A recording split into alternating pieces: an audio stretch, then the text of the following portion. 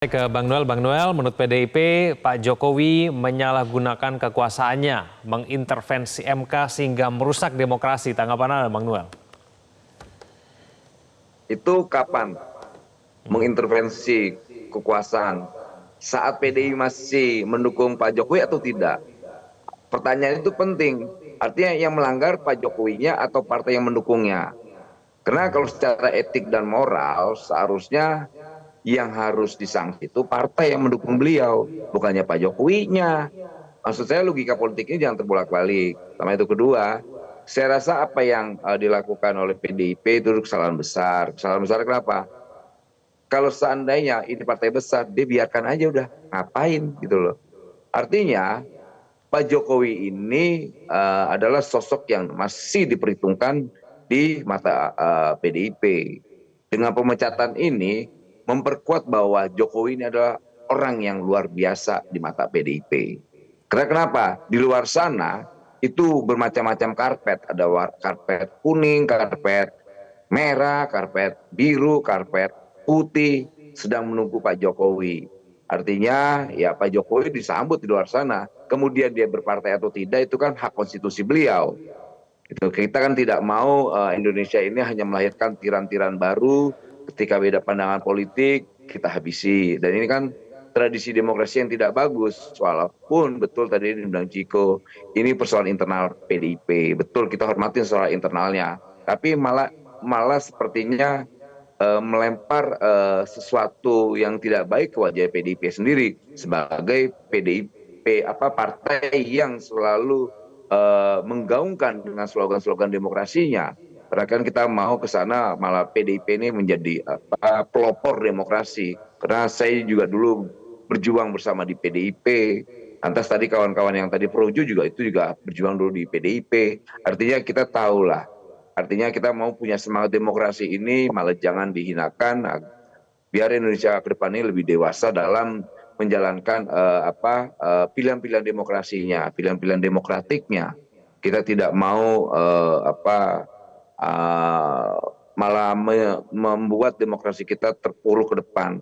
Kalau itu sebagai kritik, menurut saya ya jangan juga dibiarkan kesalahan-kesalahan ini. Jangan cuma sanksi. Harusnya ada juga pertanggungjawaban secara moral dan politik PDIP sebagai partai pengusung Pak Jokowi. Gitu. Jangan seakan-akan ini kita dorong-dorong, oh melanggar konstitusi lah. Yang menikmati itu siapa kemarin? Gitu loh. Ya.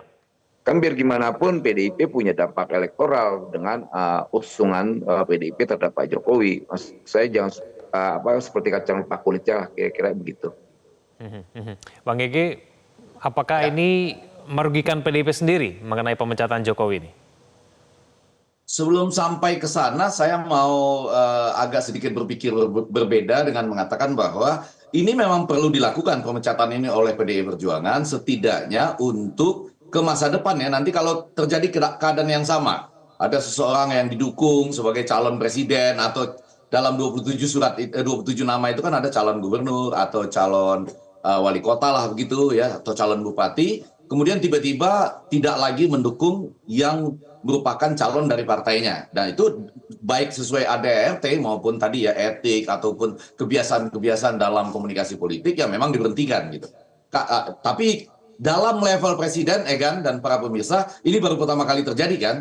Maksud saya begini, Trump itu pernah dulu di Partai Demokrat loh. Donald Trump itu pernah di Partai Demokrat, tapi dia mengatakan saya berhenti dan kemudian ke Partai Republik gitu. Nah ini kan Pak Jokowi sen kiri atau sen kanannya itu kan belum pernah terjadi gitu. Nah itu yang sekarang dinyatakan oleh PDI Perjuangan untuk itu dihentikan gitu. Nah tetapi untuk tadi mengatakan apa yang lebih diuntungkan, siapa yang lebih diuntungkan pada saat ini, tadi saya sudah menyampaikan karena relatif terlambat, maka ya Pak Jokowi yang jadi diuntungkan sekarang menjadi bebas karena sudah diberhentikan, bisa pindah kemanapun tanpa ada katakanlah semacam atribusi loncat pagar atau kutu loncat. Loncat. Ya. Tetapi apa yang disampaikan oleh Noel tadi, Ciko ada benarnya juga dalam konteks begini. Kita harus melihat 10 tahun itu secara murni dalam konteks rusaknya tatanan demokrasi pada bagian yang mana nih gitu. Ya, kalau pengamat atau peneliti harus melihat sama-sama. Jangan ketika bersama dengan suatu partai, dia juga melakukan merusak tatanan demokrasi, Lalu kita mengatakan, oh itu nggak masalah gitu. Enggak, selama 10 tahun itu kalau ada pengrusakan tatanan demokrasi yang menyebabkan titik turunnya indeks demokrasi kita ataupun apa yang sedang kita alami di Indonesia pada masa itu juga merusak tatanan demokrasi. Jadi ini menjadi menarik. Pada bagian itu juga akan menjadi evaluasi bagi PDI Perjuangan. Saya rasa akan ada chapter baru seperti kata Ciko tadi, tapi dengan evaluasi itu. Dan bagi kami peneliti, nggak akan kami bedakan itu. Jadi kalau misalnya bersama dengan PDI Perjuangan ada juga, ya katakanlah ya tadi sebagaimana disebutkan ada bagian ya misalnya merugikan pihak lain, punya data ini dan lain-lain, kemudian menggunakan kekuasaan dan sebagainya. Tetapi sesudah itu berbalik merugikan PDI Perjuangan misalnya, dua-dua itu akan kami saksikan atau kami teliti sama-sama. Begitu ya Gan? Ya, Bang Ciko, ini efeknya diperhitungkan tidak oleh PDIP nih mengenai pemecatan Pak Jokowi nih? Nggak terlalu ya, karena memang fokus kami adalah bagaimana kami menegakkan aturan dan disiplin partai. Itu yang menjadi hal yang utama. Namun memang terkait dengan momentum tadi, kenapa dilakukannya sekarang, ya justru itu bagian dari semacam sedikit menghargai posisi Joko Widodo sebagai presiden kemarin. Tetapi sesungguhnya kalau secara umum, halayak pun juga udah tahu. Jadi kalau bicara soal efek, terkait dengan itu, halayak sudah tahu kita berpisah jalan di Pilpres, kita sudah berpisah jalan sebelum pemilihan legislatif, dan alhamdulillah di pemilihan legislatif PDI Perjuangan masih menjadi partai yang meraih suara terbanyak. Dan kemarin juga di Pilkada kita sudah berpisah jalan, Pak Joko Widodo mengendorse puluhan calon-calonnya yang dia dukung, namun juga PDI Perjuangan alhamdulillah masih bisa mempertahankan suara-suara di kabupaten kota yang cukup besar dan cukup signifikan. Jadi intinya itu tidak menjadi terlalu yang kita pikirkan, tapi kalau ditanya efeknya seperti apa, itu tadi saya sudah sampaikan. Tapi yang utama terkait dengan pemecatan antara partai politik dan kadernya, tentunya yang utama dipikirkan adalah bagaimana menegakkan disiplin. Bang Ciko, seberapa besar kemudian dampak pemecatan ini terhadap Kongres PDIP di tahun 2025, Bang Ciko? Saya rasa gini, ya minimal yang pasti Joko Widodo maupun Gibran dan Bobi Nasution nggak bisa mencalonkan sebagai ketua umum atau sebagai pengurus karena bukan lagi anggota dan kader PDI Perjuangan. Itu aja sih. Di luar itu ya kita sekarang sedang bebenah di internal bagaimana mempersiapkan kader-kader terbaik untuk kemudian nanti bisa masuk di jajaran DPP di Kongres yang berikutnya, dan harapan kami tentunya masih banyak 99,9% masih berharap supaya Ibu Megawati Soekarno Putri tetap memimpin. Tapi kita lihat kesediaan beliau, tapi tentunya nanti kalau amanat Kongres tetap memutuskan begitu, beliau juga sebagai petugas partai harus mengikuti amanat yang telah diberikan oleh para anggota dan kader maupun pengurus. Apakah ini untuk meredam Kongres PDIP yang katanya akan diganggu begitu, Bang Ciko? Enggak juga, enggak. Ini enggak ada hubungannya. Kalau orang mau ganggu dari luar ya bisa aja, tidak harus dari dalam.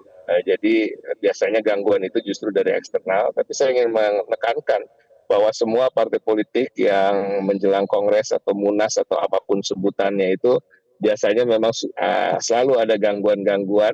Dan ini suatu hal yang biasa. Jadi sebenarnya kami bukan khawatir walaupun Ibu telah menyampaikan, Ibu justru menyampaikan itu kan sebagai warning untuk pihak-pihak yang ingin mengganggu. Tapi kami artinya menyampaikan bahwa kami di PDI Perjuangan sudah meningkatkan kewaspadaan kami dan siap untuk menghadapi segala macam gangguan dari pihak luar.